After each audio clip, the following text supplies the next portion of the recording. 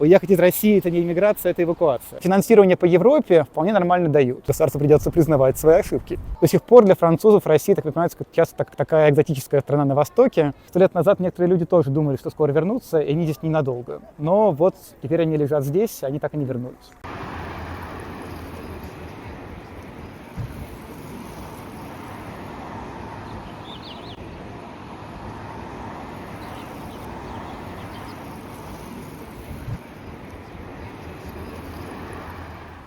Всем привет! Это 5-й выпуск нашего проекта «Новейшая волна», где мы рассказываем истории российской эмиграции. И сегодня мы поговорим с Владом, исследователем и докторантом Сорбонны, о том, как он переезжал. У него очень интересная история переезда, и сегодня как раз мы про это поговорим. Почему мы сегодня вообще в Булоне?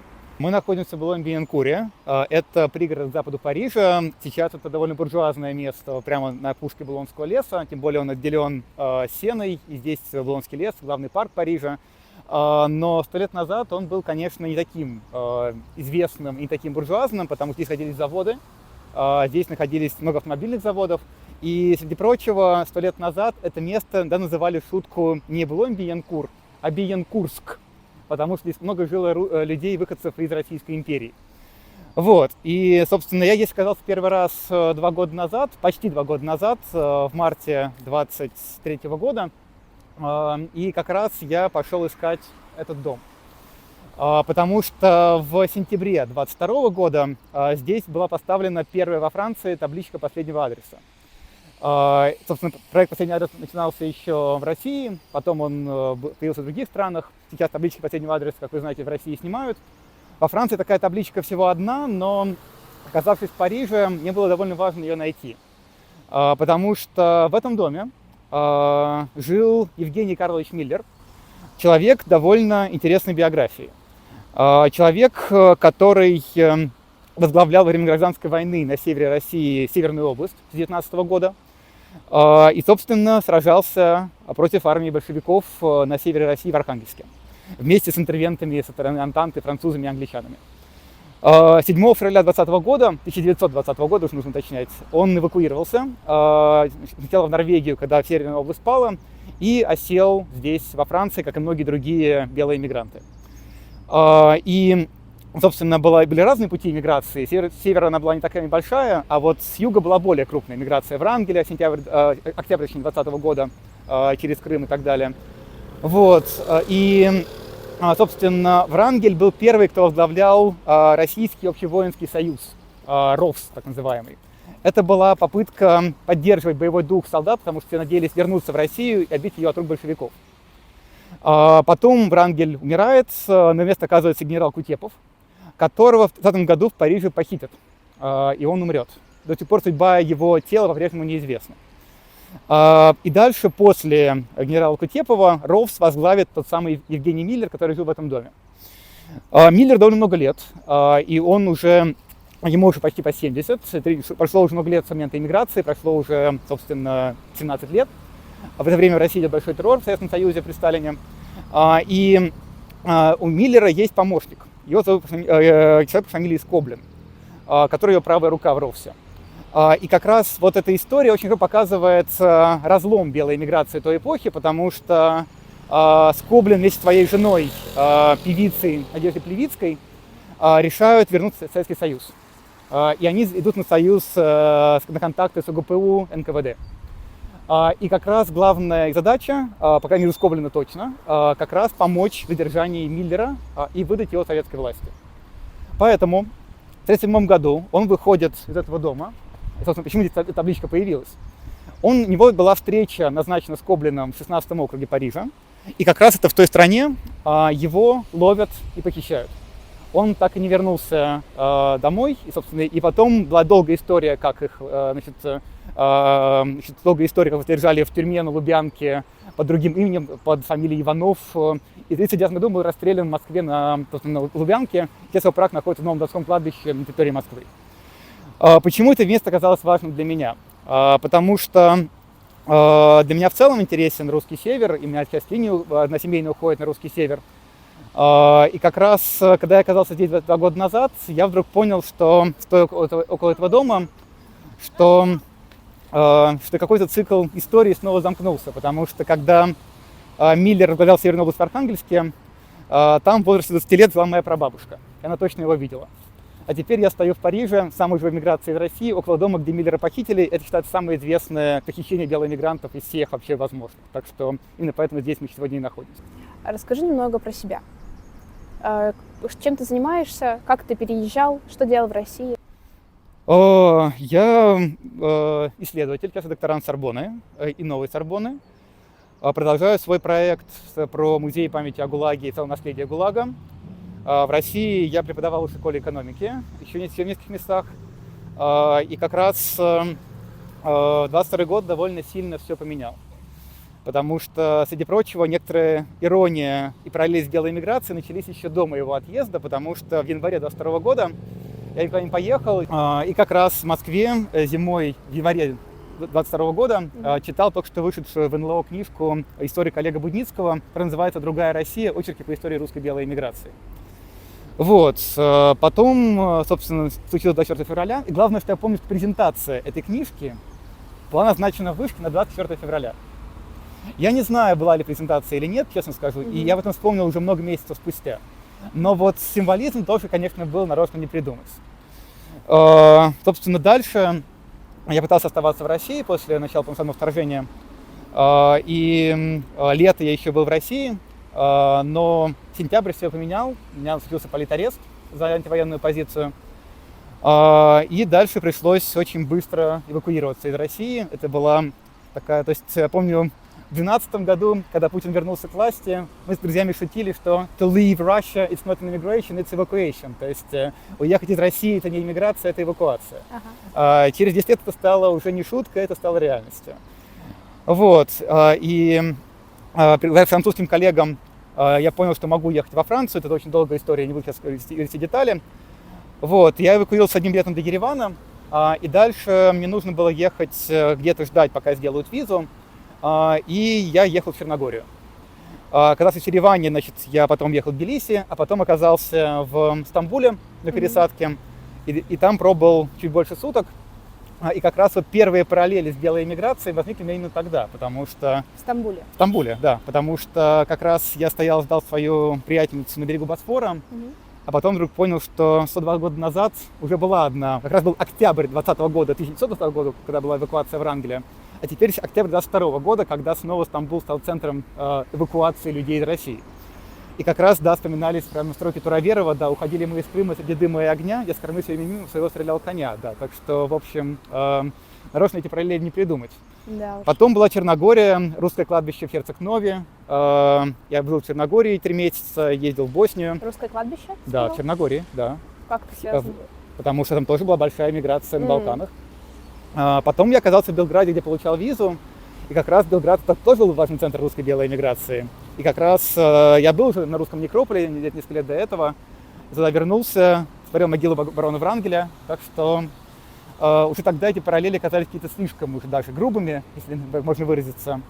Ну а потом я оказался в Париже, главном центре русской белой эмиграции столетней давности. И, собственно, Булонь-Бильянкур, кладбище в Ницце, Сан-Женьев-де-Буа. В общем, они эти места как-то стали очень неожиданно оживать. И, конечно, я очень пытался дистанцироваться от этих параллелей, но как-то они немножко сами всплыли. Какие были ощущения, когда ты садился на самолет до Еревана? Хороший вопрос. Скорее спокойствие, потому что понимал, что нельзя паниковать. Когда я проходил границу, я уже потом понял, что я совершил одну очень большую ошибку. Я, во-первых, ничего не вычистил из телефона, а во-вторых, у меня прямо в рюкзаке вместе с документами было судебное дело и повестка в армию. То есть, если меня просили бы ее достать, то, в общем, вряд ли бы границу я пересек. Но когда ты собираешься прежнюю жизнь за 2 дня, как-то некоторые детали упускаются. Но, в общем, и у меня не было обратного билета. Ты решил переехать за 2 дня? Ну, значит, решил. Пришлось. Правильно сказать так. Вот. И дальше я просто понимал, что нельзя, то есть никакой паники быть не должно. Я проходил это максимально спокойно, потому что понимал, что паника ничего хорошего не даст. Дальше я выдохнул, когда пересек границу Армении, когда прошел, мне поставили штамп в паспорте, что граница пройдена. А через 2 дня полиция пришла к месту прописки. То есть я понял, что я успел эвакуироваться буквально за... У меня было еще несколько, пара дней в запасе у меня еще была, но дальше я уже стал не въездным и не выездным. И, в общем, тогда я как-то почувствовал гораздо больше, как двери прямо вот на родину захлопнулись. Скажи, а почему ты не поехал сразу в Париж? Почему было так много остановок? Ответ очень простой, у меня не было визы. Мгм. А виза делается довольно долго. И виза делала на Балканах, и это требовало очень много бюрократии. Так что это заняло 5,5 месяцев. Мгм. И твоя главная цель была это Париж, потому что тебя пригласили в Сорбонну. Да. Пригласили на какую позицию? Собственно, быть докторантом в Сорбонне и Новой Сорбонне. Потому что у меня, к счастью, до этого уже были некоторые публикации, конференции, был написан текст кандидатской. И учитывая обстоятельства, меня согласились здесь принять, чтобы я продолжил проект здесь. Можешь рассказать про свои первые месяцы в эмиграции? Вообще, какие были ощущения, как адаптация происходила? Можно и про Францию, и про вот твой вот этот переходный период в Сербии и Черногории. Ну, сложно. Скажем так, когда меня спрашивают, как так сделать, как переехать во Францию, я говорю, мой путь лучше не рассматривайте, потому что ничего хорошего в ожидании, когда ты полгода ничего вообще никак не можешь планировать, а потом еще год было очень много нестабильности, тем более я приехал почти с нулевым французским, и разбираться в тонкостях французской бюрократии в таком статусе не самая простая задача. Ну, это такое экстремальное погружение, когда тебя бросают в воду, нужно выплывать. Ну, примерно так я к этому и отношусь. Сейчас лучше? Ну, сейчас у меня, по крайней мере, контракт. Я начал преподавать в Сорбонне с этого года, так что сейчас лучше. Париж всегда был центром российской эмиграции. Почему так? Ну, это связано еще с 19 веком очень сильно, когда много разной интеллигенции приезжало в Париж, и в целом язык аристократии 19 века был французский в России, в Российской империи. Поэтому в целом, конечно, когда случилась революция и 2 миллиона человек оказалось в эмиграции 100 лет назад, конечно, Франция была вполне очевидна выбором, потому что многие хотя бы знали язык. А Франции были нужны рабочие руки, потому что Франция потеряла 1 миллион человек на Первой мировой войне, и нужны были люди, которые заменят их на производстве. Мы немного переместились, потому что пошел дождь в Париже. Спасибо, непредсказуемая погода. Но мы продолжаем. Как ты думаешь, в чем основная разница первой волны иммиграции и вот то, что сейчас? Ты говоришь о том, что ты проводишь параллели, но все-таки, по-моему, у белых мигрантов была немного другая история. Не, конечно, разница гораздо больше, чем параллели, просто они как-то стали немножко оживать вокруг, я скорее в этом имел в виду. В данном случае, конечно, сейчас технологии сильно изменились, потому что все-таки есть интернет, есть YouTube, есть много соцсетей и так далее, когда можно оставаться на связи с Россией, находясь на ее территории. В то время такой ситуации не было, и поэтому белые мигранты гораздо хуже представляли себе, что происходит в Советском Союзе. И в Советском Союзе хуже понимали, что представляет собой эта самая иммиграция, потому что гораздо большую роль играла пропаганда. Так что параллели сейчас, точнее, параллели есть, но различий, конечно, гораздо больше. Здесь я скорее в целом против обобщать, что вот уезжали тогда, уезжают и сейчас, кроме того, что да, и уезжали и тогда, и сейчас, и еще между промежутки между этими двумя событиями множество людей уезжало. Параллелей не так уж и много, да, конечно. Можешь рассказать про то, как белые мигранты интегрировались в парижское сообщество и вообще как французы к ним относились в тот момент? Ну, это немножко не совсем моя тематика, но в каких-то общих чертах могу проговорить. Ну, их принимали достаточно радушно, да, потому что все-таки Российская империя была союзницей Франции и Англии, была Антанта Первой мировой. И кроме того, говорю, что был экономический интерес, что французы были заинтересованы в том, чтобы приезжали люди из Российской империи, чтобы работать на заводах, в шахтах, промышленности, такси и так далее. И, собственно, в Париже 60-х годов во многом это был такой образ русских таксистов, которые, собственно, рассказывают, что они все бывшие князья, да, и рассказывают какие-нибудь свои трагичные истории, как они всего лишились на родине. Конечно, мифов там было больше, чем правды, но это стало такой частью повседневной жизни. Вот. Другое дело, что главная особенность в целом той волны иммиграции, во-первых, это, то есть уезжали из Российской империи до этого, но это примерно 2 миллиона человек, это по разным оценкам от 1,5 до 2 миллионов, резко оказываются за границей. Кто на Ближнем Востоке, кто в Турции, кто на Балканах, в Германии, во Франции, в Праге, впоследствии будет иммиграция в Америку, в Харбин в Азии и так далее. Вот, это очень резко оказывается много людей. И при этом очень многие думали, что они уезжают ненадолго, что большевики это там на год, 2, 3, ну максимум 5. И главное, самой Европе тоже не верили, что большевики это надолго. То есть, когда случилась революция 17 года, Октябрьская, во Франции ее восприняли, какой-то очередной переворот, но что, очевидно, что большевики не удержатся у власти. И потом стало понятно, что, кажется, вот прошел месяц, 2, 3, год, 2 и так далее, ничего не меняется. Да, стало понятно, что это новая реальность, которая Россию очень сильно изменила. И поэтому главная особенность той волны то, что они многие долгое время не хотели интегрироваться, потому что у них были нансенские паспорта беженцев. И, собственно, учить французский язык, интегрироваться в общество для многих казалось ненужным, потому что скоро поедут обратно. А потом постепенно стало все больше и более очевидно, что возвращение как минимум откладывается, возможно, уже никогда не состоится. И ситуация меняется еще в 1932 году, потому что в Париже в 1932 году был убит президент Поль Люмьер, убит российским белым эмигрантом. И это был большой скандал. Кажется, он был невменяемым просто этот человек. И кроме того, у него были очень странные идеи, что он вроде бы хотел... Российский иммигрант. Да. Он вроде бы хотел тем самым спровоцировать, чтобы Франция напала на советскую Россию, тем самым подстрелить большевиков. Но идея уже сама по себе звучит, мягко говоря, безумно. В любом случае, после этого, конечно, в 1932 году отношение к иммигрантам сильно ухудшилось. И спасло их только через год, в 1933 году, другое событие, а именно то, что еще одному белому иммигранту, человеку с нансенским паспортом, дали Нобелевскую премию по литературе. Этого человека звали Иван Бунин. И поэтому после того, как Бунин получил Нобелевскую премию, как раз, да, первый человек, кто получает премию по литературе, кто писал по-русски, был Иван Бунин, человек-беженец, патер Нансена, и когда он приезжает в Стокгольм для ее получения, он об этом и говорит. Так что отношение очень сильно менялось, в зависимости от эпохи. Но, конечно, самый сильный разлом случается в 1941 году, когда начинается вторжение нацистской Германии в Советский Союз. Поддерживать или не поддерживать немцев, потому что большевики вроде бы там, из-за которых иммигранты оказались за границей, но при том немцы разрушают их родину. И вот здесь был очень большой разлом.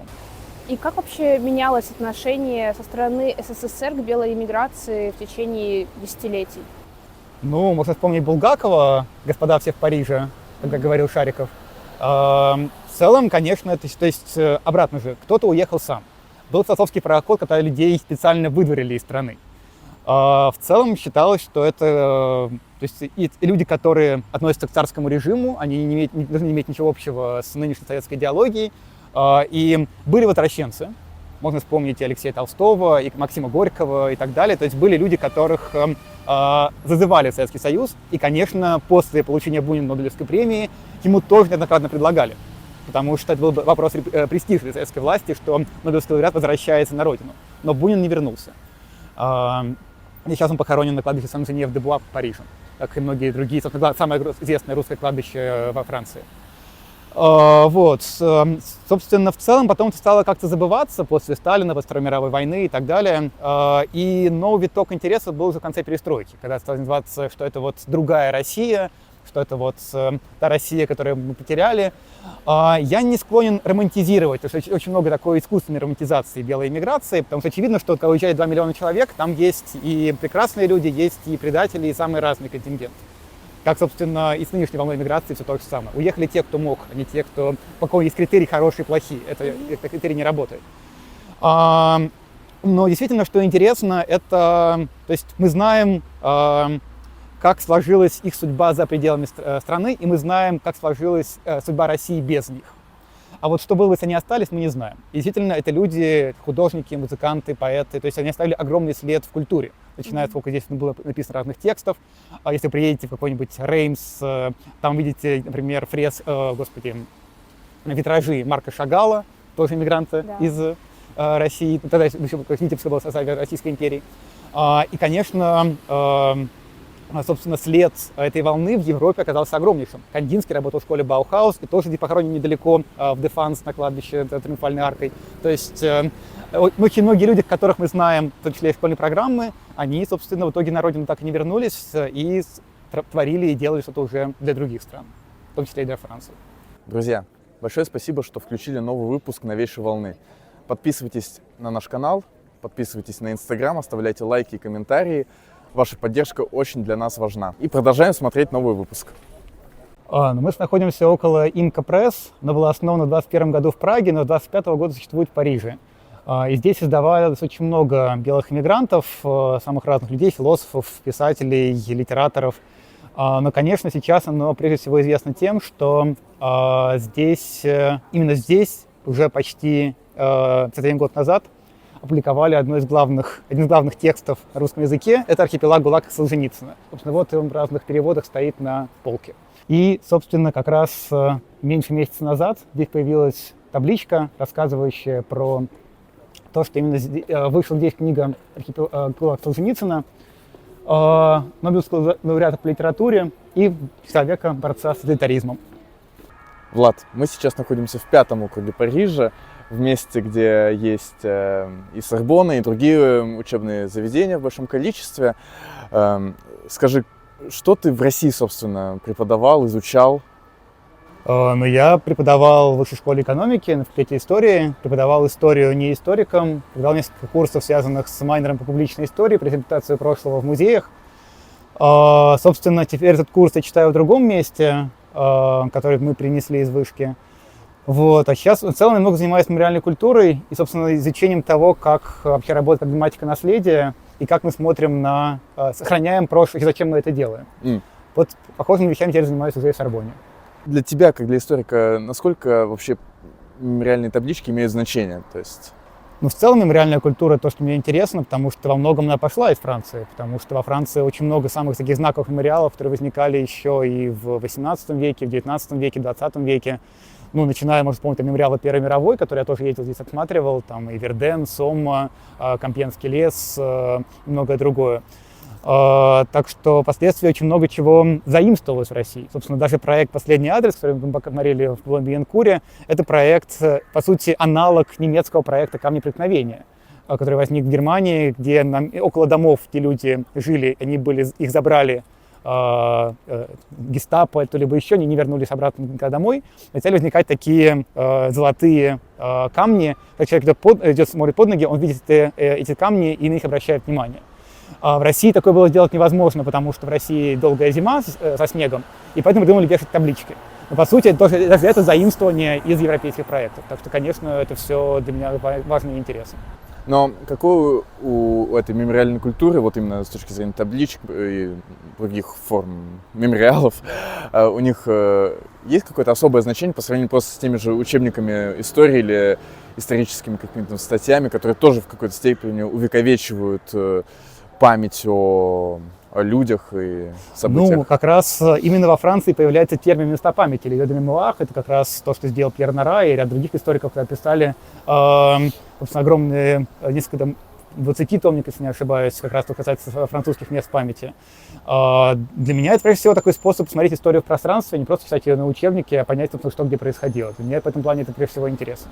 Ты в ходе своей профессиональной деятельности еще в России, да. Собственно, и ГУЛАГ изучал, и ездил на север, да. в северные лагеря, или нет? Просто на северный регион. Это, северный регион, да. В которых, откровенно говоря, было много лагерей. Да. Вот. Как это повлияло вот, лично на тебя, вот, на твое мировосприятие?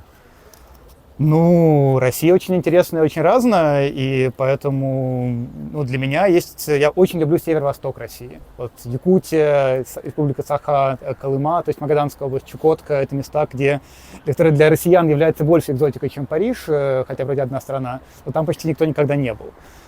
И, конечно, это абсолютно другая реальность, ритм жизни, стиль жизни.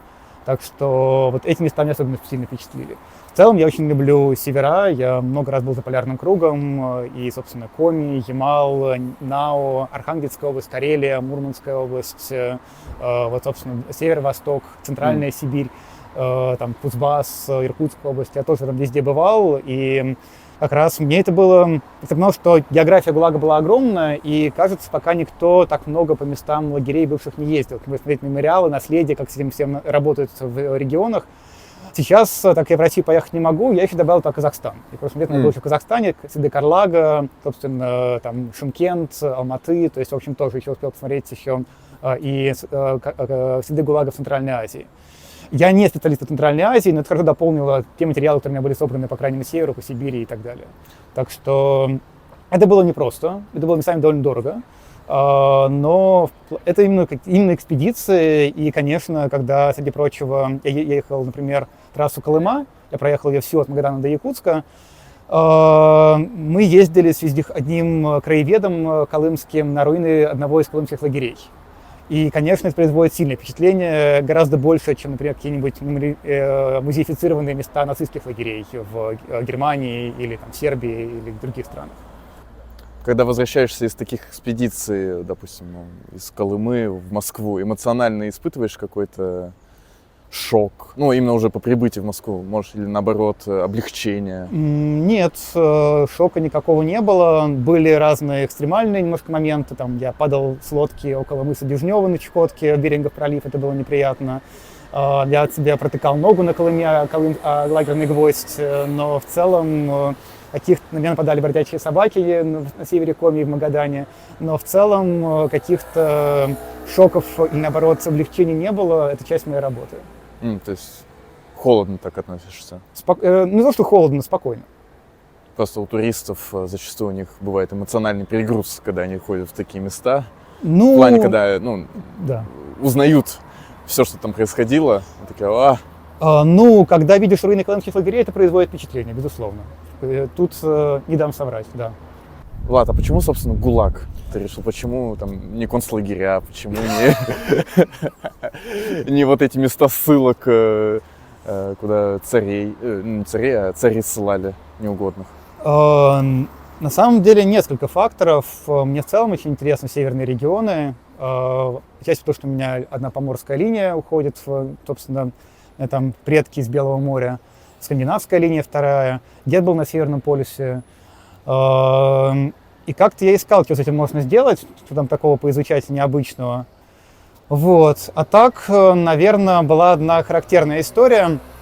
Я как-то был в Архангельске довольно много уже лет назад, и мы пытались добраться до руин Новодвинской крепости. Это находится почти у берега Белого моря, на островах. Руины 18 века этой крепости. С мурманской стороны? Это, собственно, где уже в Двина впадает в Белое море. Там остатки такой крепости бастионного типа, построенной еще при Петре в 1701 году, еще до Петербурга. Вот. И там нужно было добраться на остров на переправе. И мы ждали паромчик. И сидел какой-то местный помор, и мы с ним разговорились. И как раз оказалось, что вот, обсуждая историю области, то есть я как-то пошел к нему доверие, что у меня бабушка из Архангельска, он сразу понял, значит, свой, все нормально. Вот. И как раз я упомянул, что вот тут еще как бы и Соловецкий лагерь был недалеко и так далее, и там Картаминск, Холмогоры. Он сказал, нет, я вижу, что ты знаешь, но вот здесь ты не прав, здесь все было тихо, лагерей не было. Я думаю, минуточку так. И как-то начинаем ему задавать такие вопросы более так наводящие, то есть аэропорт Талаги, это бывший лагерь, Холмогоры, там был страшный лагерь сразу после захвата города в 20 году красными, Пертаминск 21 год. То есть действительно по всей области было много лагерей и мест, куда потом еще ссылали различный спецконтингент. И говорить о том, что здесь ничего не было, как-то, как минимум, не очень научно. Этот человек говорил о том, что нет, на Соловках было, да, он это все осуждает как коммунист по идеологии, но вот здесь все было тихо и спокойно. А потом начинает рассказывать прямо после этого историю о том, как у него, если не ошибаюсь, по-моему, отец его жены, или как-то, в общем, кто-то такой, я не помню детали, сейчас не так важно, он оказался в лагере Молотовске, нынешний город Северодвинск. Не понимая, что там он, видимо, довольно скоро просто погибнет, он был сам из Поморов, он бежал зимой по льду Белого моря. И дальше, с его слов, он пришел к себе домой в Каргополь по льду Северной Двины.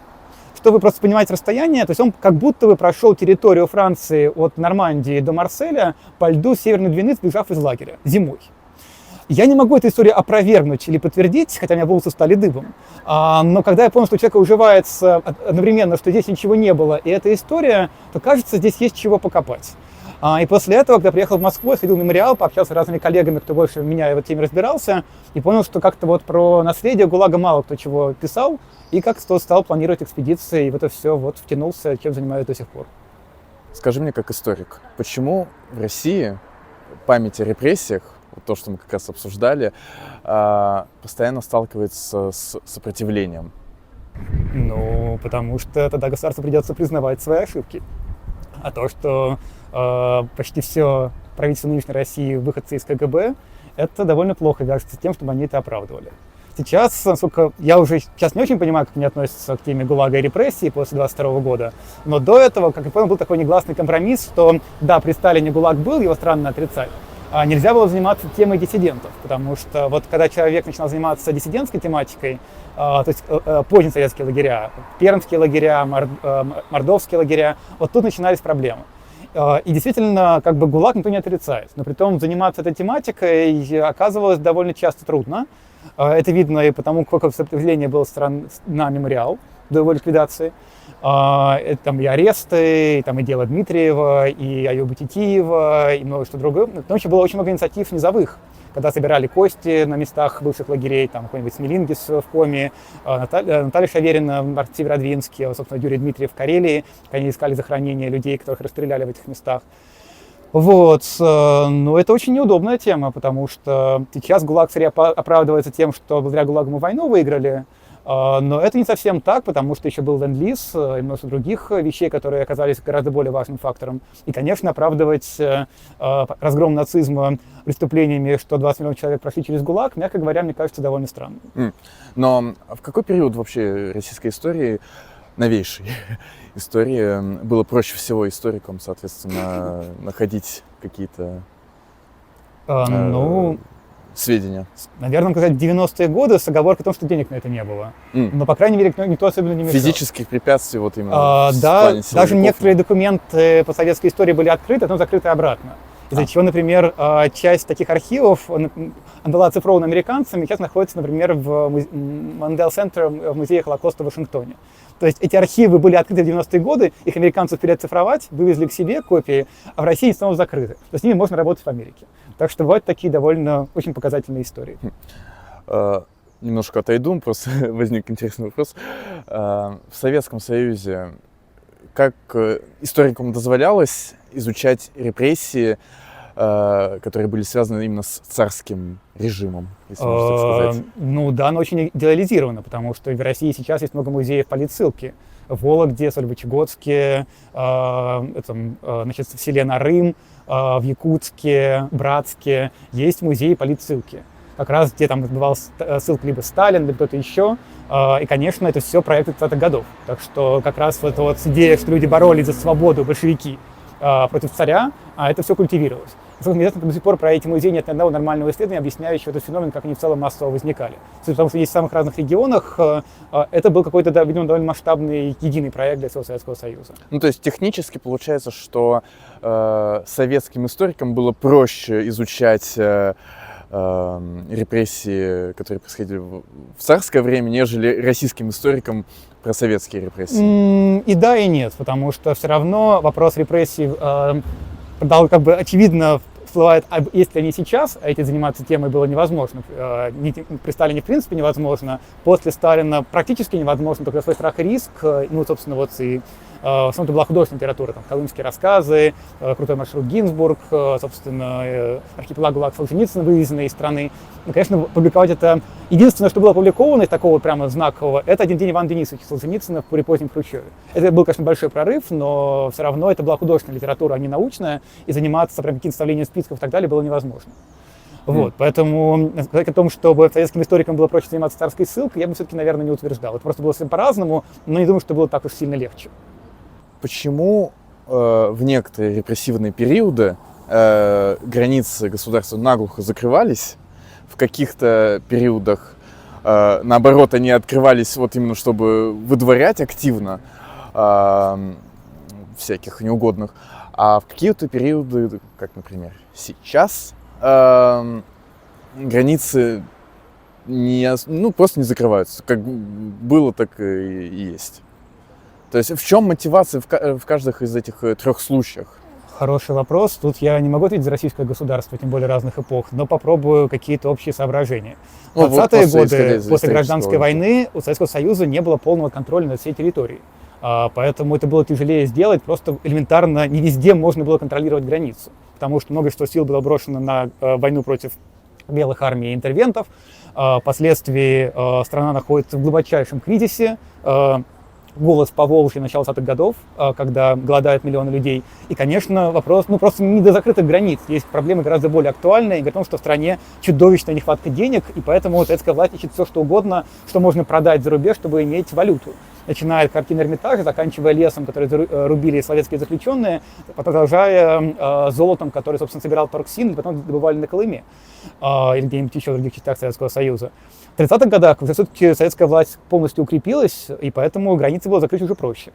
Сейчас, мне кажется, нынешним властям проще выдавить из страны тех не согласных, чтобы они уехали, потому что сейчас гораздо большая медийность.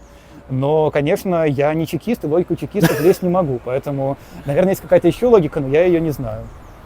Всегда ли степень миграции, если мы говорим именно про политическую миграцию, связана с жесткостью репрессий, которые относительно... Нет, потому что репрессий в 30-х годах было больше, но границы были закрыты, бежать было некуда. Поэтому, конечно, выезжали меньше, вообще это было возможно. То есть это были единичные случаи. В 20-е годы действительно очень много кто уехал сами.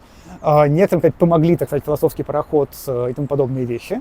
Потому что это стало образом парохода. Вообще-то выезжали гораздо больше на поездах, чем на пароходе.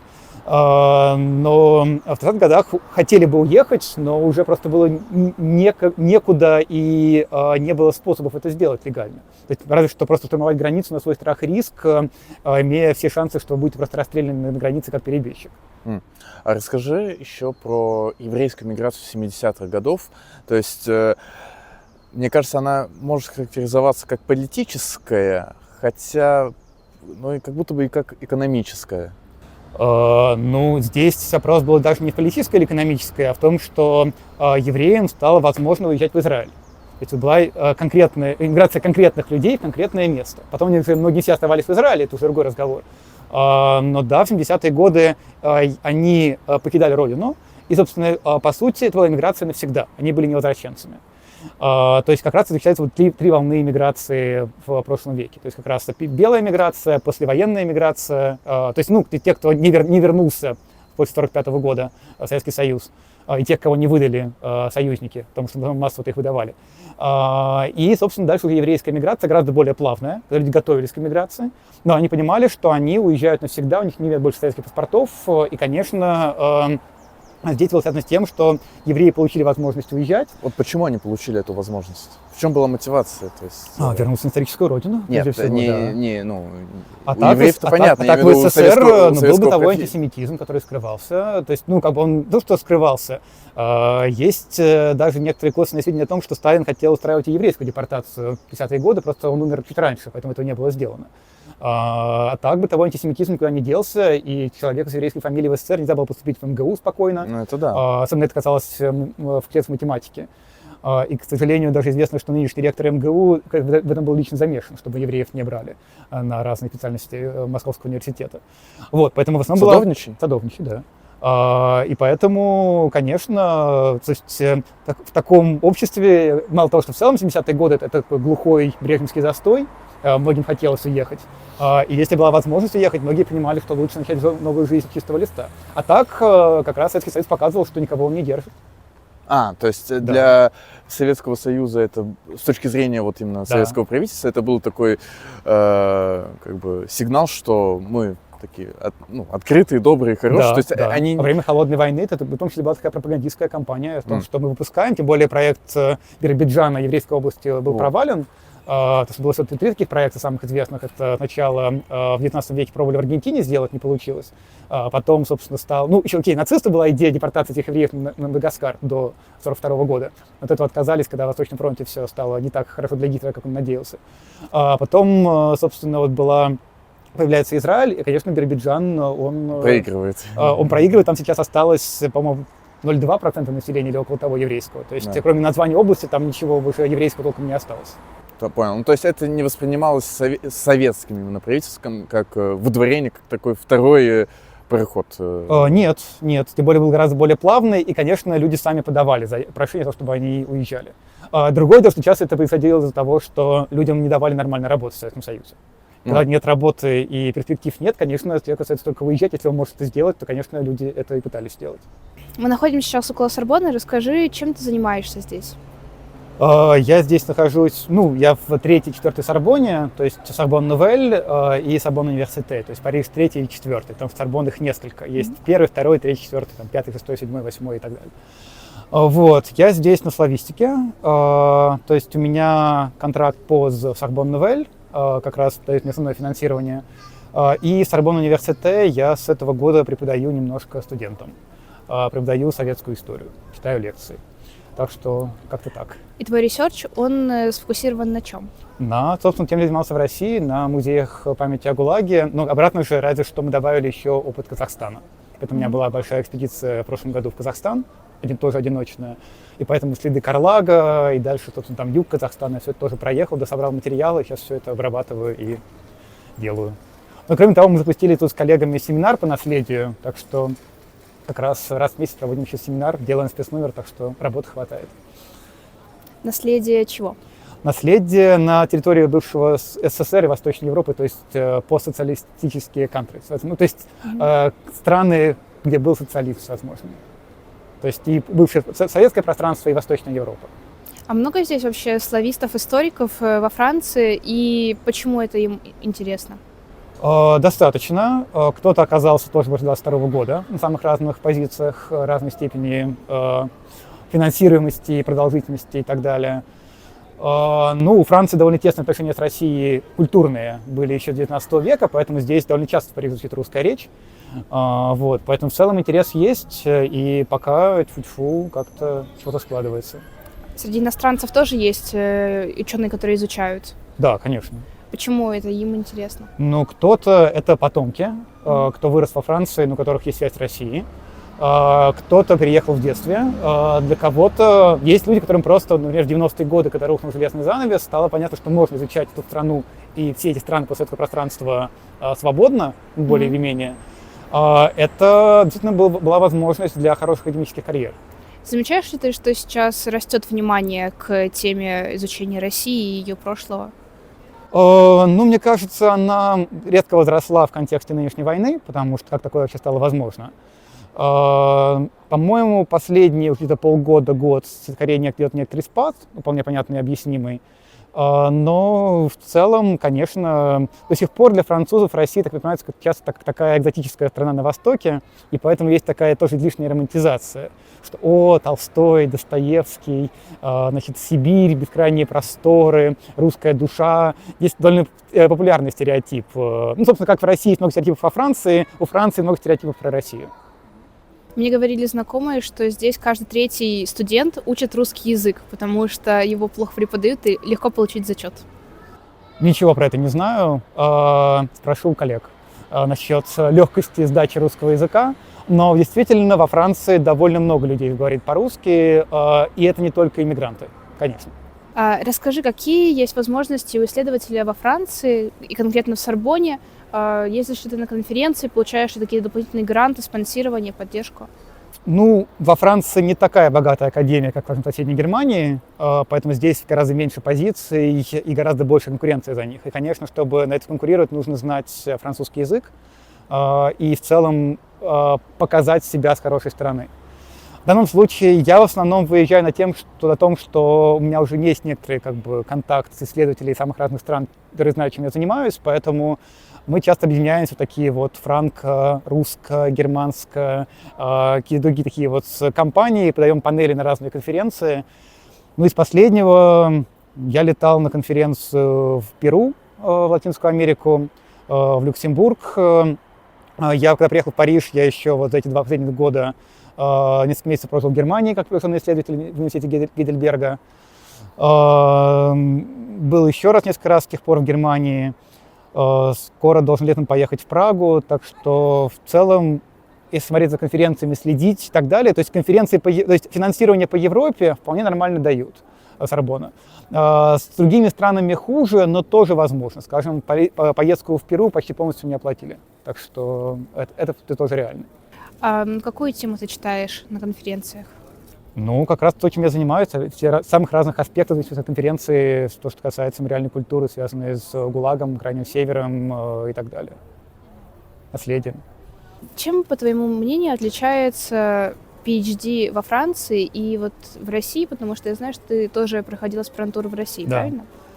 Но здесь больше свободы. В вышке точно, по крайней мере, когда я учился, больше требовали. Мгм. В целом, вышка это был такой своего рода, как бы это сказать, ну, такой экстремальный способ обучения, когда нужно было очень много чего успевать. Здесь, конечно, большинство европейцев, они не очень понимают масштабы, сколько нужно было всего читать, учить, сдавать и в какие сроки. И кроме того, здесь для защиты кандидатской, ну, в смысле PhD, здесь не обязательно научные публикации. У меня они есть, и более того, во Франции засчитываются даже не все научные публикации, как есть какие-нибудь, там, делал несколько проектов мультимедийных, где я писал некоторые тексты. Мне их тоже засчитали как публикации, в вышке бы мне ничего бы это не засчитали в принципе. Вот, поэтому в целом здесь больше свободы, но все равно возможность для того, чтобы как-то реализоваться в дисциплине во Франции, мне кажется, больше, потому что больше университетов внутри Европейского Союза, больше конференций, проще, границ нет, и поэтому если тебя берут на конференцию, ты не думаешь о никакой визе, ты просто едешь и все. В России, конечно, время очень сильно тормозило развитие любого экономического, не экономического, господи, а научного обмена. Что ты думаешь о российской академической иммиграции и в том числе ее специфика после 2022 года? Я могу говорить только за гуманитарную иммиграцию академическую, потому что почти ничего не знаю про иммиграцию из технических вузов и так далее. Масштаб впечатляет. Другого слова не подберу, потому что огромное количество коллег из вышки, из Европейского университета в Санкт-Петербурге, правда, чуть в меньшей степени питерской вышки, оказались теперь в самых разных странах. И, конечно, с одной стороны, показывает, что было много специалистов, кто смогли так или иначе себя найти как-то в Европе, либо там, в Америке, в Латинской Америке, где-либо еще. Это показывает, что университет, правда, был вполне хорошим. Но масштабы, то есть со школы исторических наук, сколько я помню, там почти около половины людей в итоге в вышке больше не работают. Собственно, это уже, по-моему, ярко показывает масштабы иммиграции. Про там филфак или там соцфак знаю меньше, но тоже примерно где-то больше, где-то меньше. То есть, и, конечно, уезжали те люди, кто знают языки, и у кого были какие-то контакты в Европе. Потому что так просто из России уехать довольно трудно, и я сам понимаю, что моя иммиграция – это привилегия. Можно ли это как-то сравнить с той миграцией среди интеллигенции, которая была до этой волны? Столетней давности, мы имеем в виду? Да, либо другие интеллигенции. И да, и нет, обратно. Мне кажется, разница будет больше. Какие-то параллели можно найти. Ну, например, то, что все-таки специально выдворять из страны в 22 году никого не выдворяли. Люди уезжали сами. Кто-то под угрозой уголовного преследования, кто-то стал иноагентом, но вот так, чтобы отнимать все вещи и выдворять, как это делали большевики, такого все-таки не было. Действительно, очень много принимали европейские вузы, особенно Германия сделала очень много. Здесь Германия сделала гораздо больше, чем Франция. Другое дело, что тут с Германией мало кто вообще сравнится по масштабу. В Германии много университетов, и в Западной Германии, то есть там и Бохум, и тот же Гейдельберг, Марбург, Тюбинген, Фрайбург, Белефельд, университеты в Берлине, то есть и Свободный университет, и Гумбольдт и так далее, и в Дрездене приняли очень много людей. Кто-то на временные позиции, где даже не постоянные. Вот. Но все-таки, конечно, это другая совсем ситуация, потому что я знаю людей, кто помогал здесь с документами, кто приезжал. Сорбонна принял мало, Сорбонна, Сайнс-По, другие университеты Франции, там, и региональные, тоже принимали, но в чуть меньшей степени. Обратно потому, что сейчас все упирается в одну банальную вещь – это финансирование. Французская академия, говорю, что она не самая богатая, поэтому здесь это было тяжелее сделать изначально. Вот. Но если посмотреть на волну иммиграции, уезжали те, кому было куда. Собственно, то же самое было и с царской Россией, то есть со времени гражданской войны, собственно, когда люди бежали от большевиков. Другое дело, что все-таки сейчас в России, если искать компромиссы, находиться можно. Тогда в России параллельно начинался еще и голод, о чем многие сейчас как-то подзабывают, и, конечно, некоторые люди просто убегали, потому что понимали, что терять им больше нечего. В этом плане, конечно, та миграция была гораздо более экстремальная, потому что люди уезжали в никуда, понимая, что, возможно, не вернутся, и паспорта были уже недействительны, потому что рухнула Российская империя, у них были максимум паспорта Нансена, то есть паспорта беженцев. Вот. Сейчас все-таки сейчас это было в массе своей проще. Хотя действительно сейчас у нас нет точной статистики, сколько людей уехало в целом из России после 2022 года. Ходят разные подсчеты от 500 тысяч до миллиона. Но даже если мы берем самую нижнюю планку, единовременно вот так вот, в течение года-полутора, и это самая массовая волна эмиграции из России, такая единовременная после белой эмиграции. Это правда. А что насчет 90-х? Вообще можно ли выделить это как отдельную волну эмиграции? Объясню, в чем сложность максимально кратко, потому что действительно вот есть три таких советских волны, то есть это белая эмиграция, невозвращенцы 45 года и еврейская эмиграция в 70-х. С 90-х начинается более сложный вопрос, потому что люди уезжали прежде всего по экономическим причинам. Другое дело, что они могли всегда вернуться. Люди, уезжавшие в белую эмиграцию, думали, что скоро вернутся, но не вернулись. В 1945 году люди понимали, что они точно, им нельзя вернуться в СССР, потому что, кажется, в лагерях, и действительно многие, в том числе и белые мигранты, впоследствии оказались в ГУЛАГе или в лагерях для военнопленных, прежде всего на Кузбассе. Те, кто оказался вольно или невольно на территории Советского Союза. В 70-е годы тоже еврейская эмиграция, то есть те, кто уезжали, либо это были диссиденты, либо евреи. Там, конечно, диссидентов было гораздо меньше, но вот когда была та эмиграция, она была гораздо более плавная, но тоже люди понимали, что уезжают навсегда. 90-х годов, говоря о том, что люди уехали навсегда без возможности вернуться, это уже вопрос, считаем ли мы их иммигрантами. Поэтому все волны иммиграции из постсоветской России в 90-е годы, там, после 2014 года, после 2022 года, да, с 2022 года уже можно говорить о том, что есть категория людей, кто не может вернуться, пока не придет режим. Да, таких людей довольно много.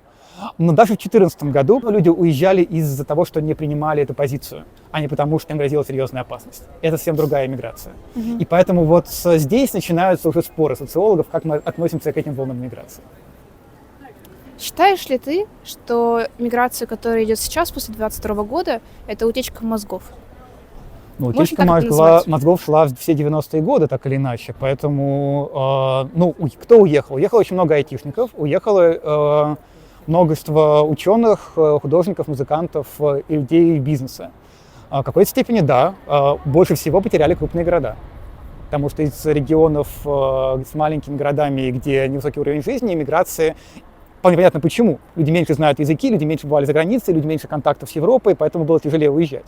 Да и кроме того, в ряде регионов России визу даже в Европейский Союз, даже если у вас есть деньги, скорее всего, не сделать. Нужно делать в Москве или Петербурге. Это тоже некоторая непропорциональность нынешней России в плане доступа к возможным благам. Поэтому больше всего потеряли крупные города, безусловно, да. Я имею в виду больше академическую, наверное, среду. Утечка мозгов? Что вообще осталось в России сейчас, по твоему мнению? Не знаю. У меня нет статистики, я не очень успеваю за этим следить, но университеты продолжают быть, остается много хороших людей в университетах, не всех увольняли. Но, кроме того, кажется, насколько мне известно, тут меня коллеги более знающие могут поправить, вроде бы на факультетах точных наук, возможно, математика, физика, кажется, массовых увольнений не было. В основном громили гуманитариев. После этого понятно почему. И поэтому здесь я вообще не очень понимаю, зачем сейчас учиться в России на журналиста, честно скажу. Но все, что касается... То есть, можно ли в России сейчас получить хорошее образование? В теории, да.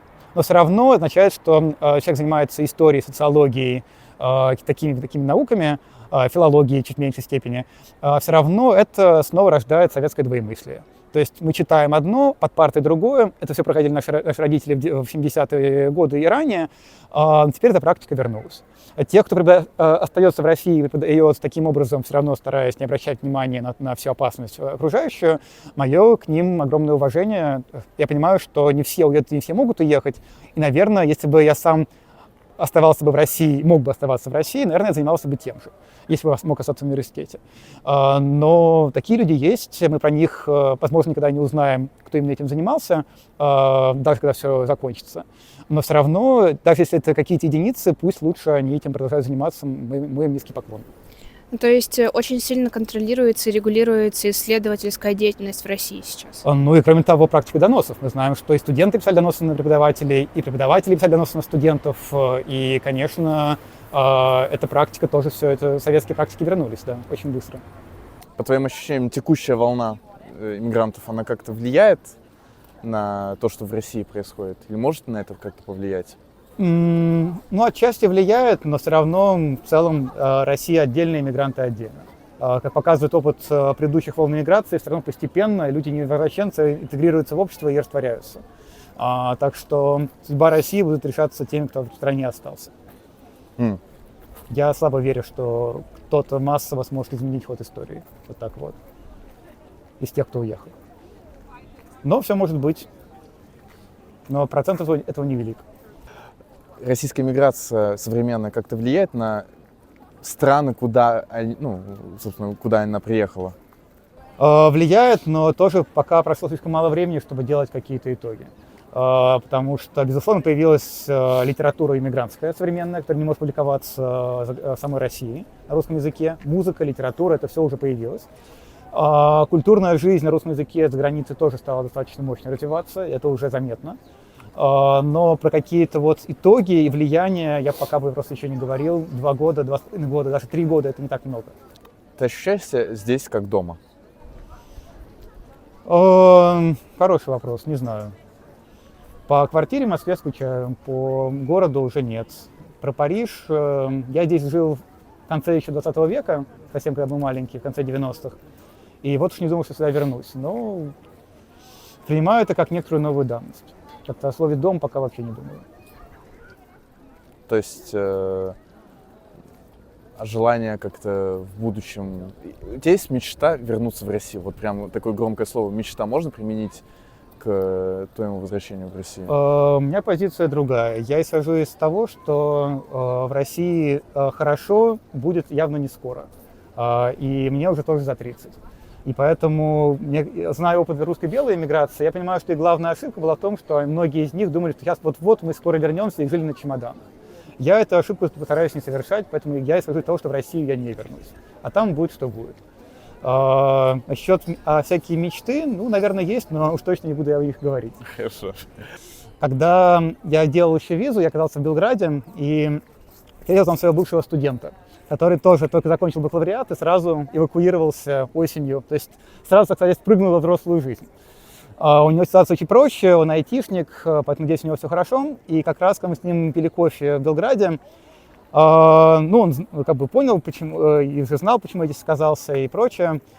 И он меня как раз вот спросил, как я думаю, когда все это закончится и так далее.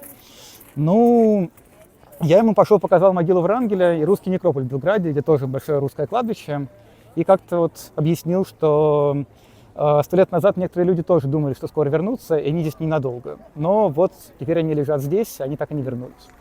Конечно, с Врангелем более сложная история. Врангель умер в Брюсселе, потом его перевезли в Белград, перезахоронили там, потому что хотел быть похоронен в православной стране. Но в данном случае в России что-то может меняться очень быстро, а может не меняться никогда. Я не знаю. И в этом плане я бы не торопился паковать чемоданы и думать, что все скоро закончится. Надо жить в реальности текущей. Надо жить в реальности, да.